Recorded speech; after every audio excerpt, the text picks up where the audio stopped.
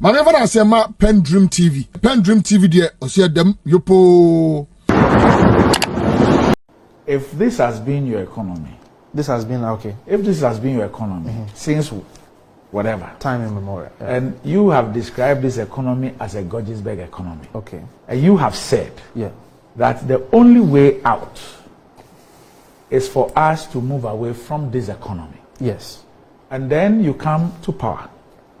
And then you tout the fact that the economy has been transformed. Okay. We have changed. Yes. Transforming. I don't think we ever said we've fully transformed Ghana's economy. Okay. I don't think we ever said that. I appreciate your adjectives. But let me just make the point I'm making. Okay. That we've transformed the economy.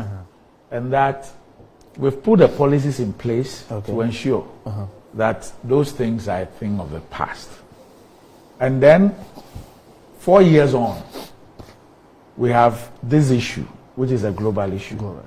And then our excuse is that we all know that this is our economy. And so once something happens, it's going to hit us harder than anybody else. So what were we doing? No, okay. So I think, again, we raised challenges with the economy. As you rightfully said, moving from taxation to production, value addition, etc. When you look at the data, definitely we were on a positive trajectory. But we never said that we fully transformed Ghana's economy to the state that we want it to be. In the process of transforming or changing the economy, we were hit by exogenous factors that tremendously What did we do significantly? What did we do significantly to change the economy? What did we do? Oh, but Randy, you know, you can look at the indicators. You should look at the policy implementations. That I want to be educated. Okay, so for example, if you look at exports versus imports, we put in place measures so that we were doing far better in terms of exportation. No, specifically what? Specifically, yes. Randy, do you think the policy direction on one district, one factory didn't have any on exports?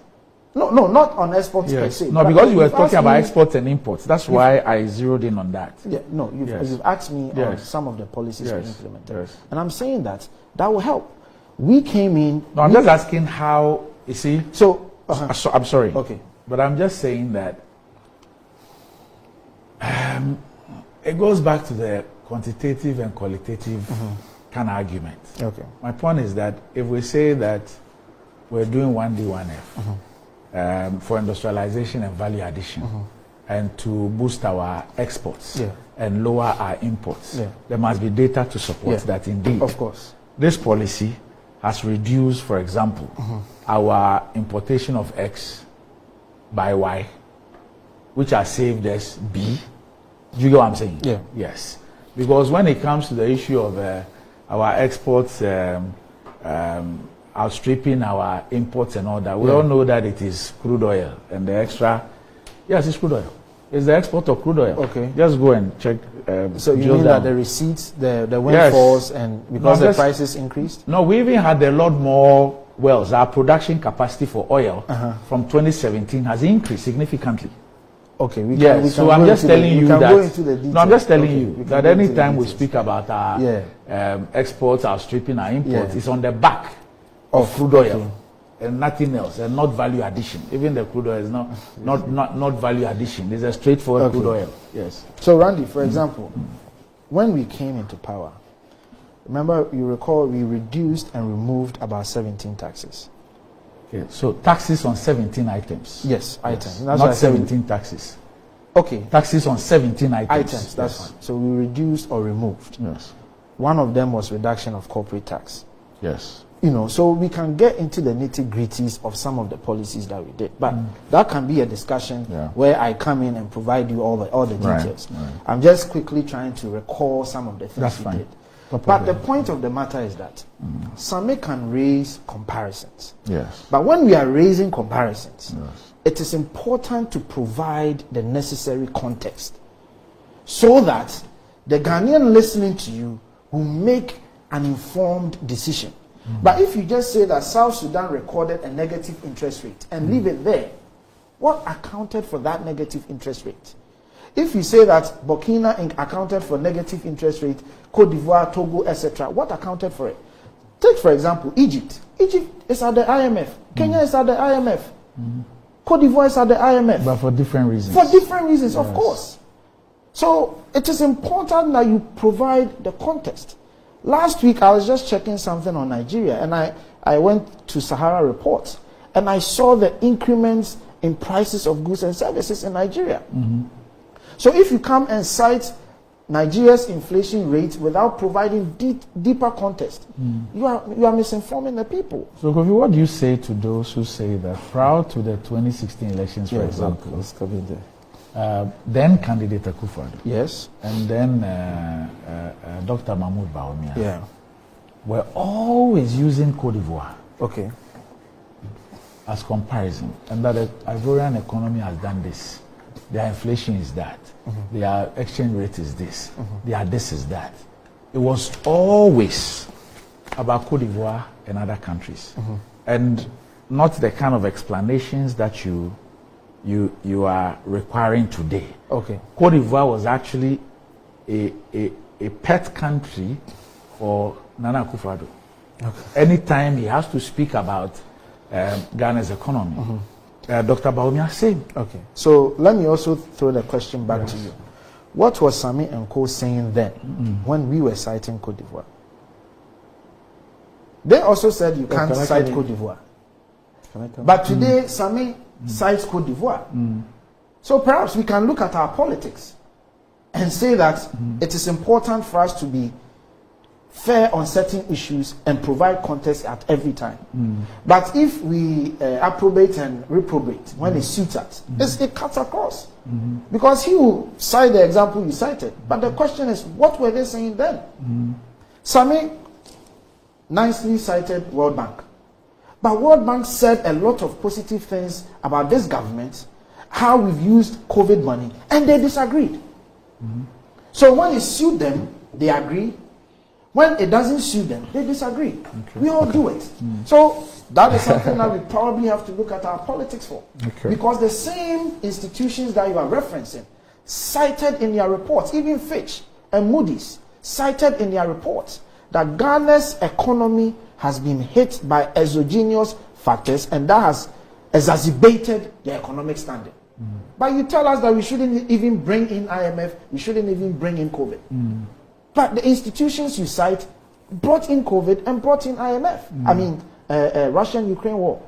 So I think we have to be honest in general as politicians, if that is the discussion we want to have. And did I hear him saying that they are transforming the economy? Did you really say that?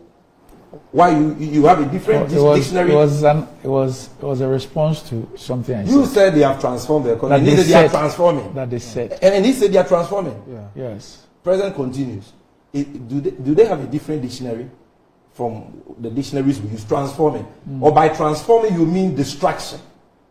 Because you are not transforming the economy. What you have done is that you have destroyed the Ghanaian economy. No, Sammy.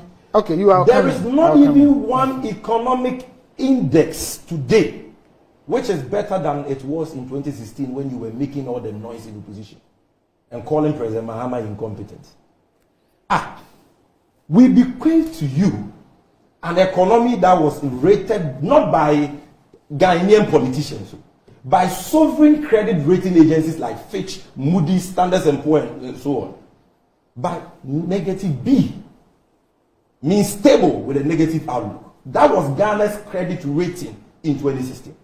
Today, what is our rating? That is the verdict of the sovereign credit rating agencies, who are not NBC or NPP. They've marked you. They've given you your terminal report. Your John Mahama's terminal report was B-. Your terminal report is beyond D. John Baller status. What fail? What should I fail you abroad? That's where you are. The economy we bequeath to you had a sustainable debt position with debt to GDP of 56%. We could service our debt. In other words, people who lend to governments, be it Ghanaians, pensioners, they were getting their coupon payments on time under us. For the first time in the last four decades, you have defaulted on our debt obligations. both domestic and external. So that for the first time in the history of this country, we saw poor pensioners, including the former Chief Justice. Pensioners who holding stakes, sitting in the sun, protesting. That is how low this country has sunk under your watch. The watch of your so-called economic whiskey, who today is nowhere to be found. I'm talking about Bawumia. Today, the rate of inflation, which was 15% when we were leaving office, which you criticized us for. You said Ghanaians were suffering. You said prices will come down under you. People cannot buy KK. That rate of inflation today is 38.1%. How is that transforming? Or you don't understand the word transforming? You don't understand the word transforming? Can I come in? That today our debt position is no longer sustainable. The economy we gave you had access to the international credit market. Today you can't go there. The same places that Ghana under Akuffo in 2007, under Mills, under Mahama could go for Eurobonds. You can't go there because they don't have any confidence in you. That is the. You see, it's not about what Kofi Tonto says. It's about the verdict of these neutral arbiters, these investors, our creditors. Look at the lending rate now. When you were in opposition, you were complaining about lending rates being too high. At the time, averagely 25-26%. To the lending rate, 35 to 38%. You are not ashamed of yourself. You can come and sit on television and say, we are transforming the economy. Maybe by transforming the economy, you mean you are destroying the economy. Look at what you said about the currency. Oh, if the fundamentals of the economy are weak, the exchange rate will expose you. The fundamentals of John Mahama's economy were weak. We will come and build strong economic fundamentals. We'll transform the economy within 18 months. Today, where are we? You need almost 12 Ghana cedis to get a dollar in Ghana today. Never in the history of this country have we seen the alarming depreciation of the cedi we saw last year. And it's all as a result of your reckless spending and excessive borrowing, which has plunged the country into an unsustainable debt crisis and completely destroyed investor confidence in our economy. That is the cause. Look at the rate of unemployment today. Transforming the economy. Well, according to the Ghana Statistical Service, the rate of unemployment in 2016 was 8.4%. But today, it is almost 14%. How is that transforming the economy? You said you were going to invest $1 billion in a certain phantom lofty program called USTAT and create 1 million jobs. What has happened to it? Look at the rate of employment in Ghana. Look, my brother, people are suffering. The youth are suffering. And they are suffering because of your recklessness, your mismanagement, and the kind of hopelessness you've plunged this country into. Okay. The least you can do is to be truthful, candid, modest. You see, selective amnesia. Okay. That is what you just exhibited here. Mm. Because, frankly, Randy, what was the issue you were referencing? You were talking about what we came to meet and what we said we were going to do. And you said that we have argued that we have transformed the economy. And I said, no. We said we were on the path of, we were transforming. The argument we were making, contest again, was pre-COVID. Was it not the case? We were making an argument pre-COVID. Was it not the case, Randy?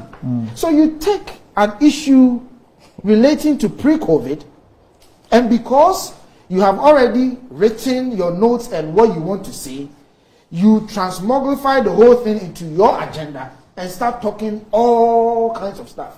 Because I wasn't saying that we are transforming the economy now. It wasn't about now. Okay. Because we had already spoken about now, and I said we are on recovery. Then you go and take an argument pre-COVID and use it to make your argument. Quite bogus. Then please, this will talk. Last point about the statement he made about they transforming the economy was in reference to pre-COVID era. It's a shifting cultivation position. That is not what he said. But even if that is what he said, he's still wrong. Because pre-COVID, you were not transforming Ghana. How could you have been transforming Ghana when in 2016 the cedi depreciated by 9.6%? But in 2019, pre-COVID, it depreciated by 14%. So much so that you had to set up a 40-member Forex committee to investigate the reasons for the depreciation of the cedi. That was before COVID struck. How could you have said that pre-COVID you were transforming Ghana when the budget deficit, which you insulted us for, you said we're reckless, we're indisciplined, which at the time we were leaving office was 6.1%. In 2019 was 7.5%, according to your own documents you presented to the IMF.